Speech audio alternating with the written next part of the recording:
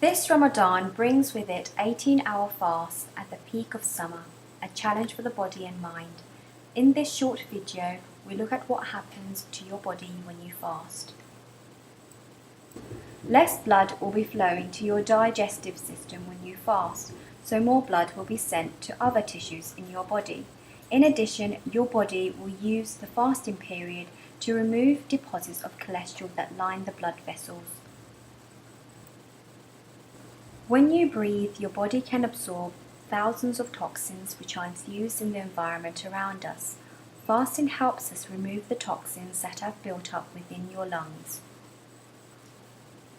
Your stomach uses the time during fasting to clean itself and remove any waste matter to allow for more efficient digestion.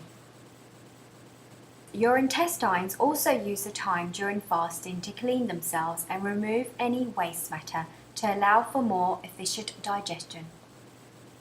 Your liver provides the body with glycogen, the secondary energy source, and breaks down fat to provide glycerol, another energy source.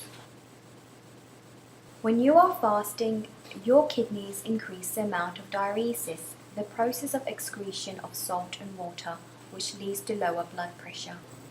The month of fasting can be extremely beneficial for us, mentally, spiritually, and physically.